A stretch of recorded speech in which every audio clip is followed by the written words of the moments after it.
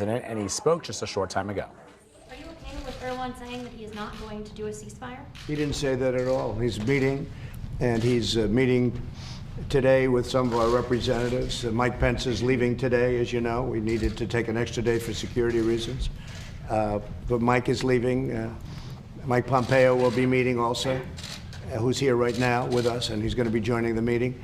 We have a lot of great people over there, we'll see.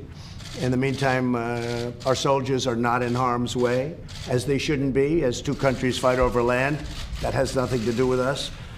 And the Kurds are much safer right now, but the Kurds know how to fight. And as I said, they're not angels. They're not angels. If you take a look, you have to go back and take a look. But they fought with us. We paid a lot of money for them to fight with us, and that's okay.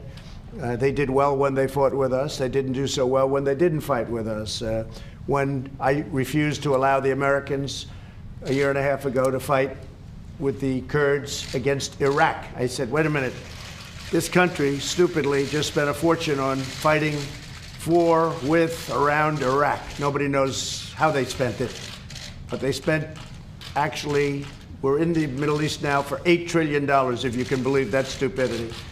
But in Iraq, we're in for probably $5.5 trillion.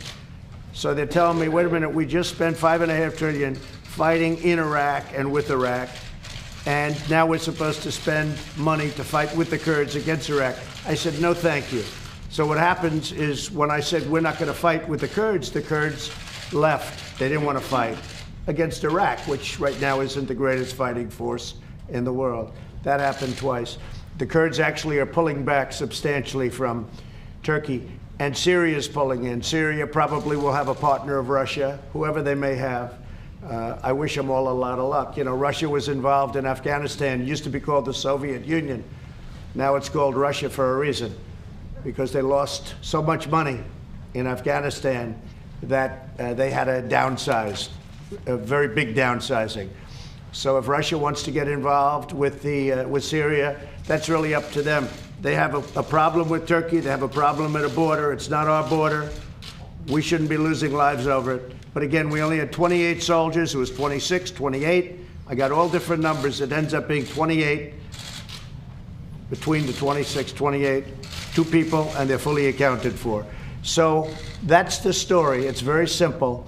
And we're watching, and we're negotiating, and we're trying to get Turkey to do the right thing, because we'd like to stop wars regardless, whether Americans are in or whether they're not in. We want to see wars stop. That's a very important thing on a humanitarian basis.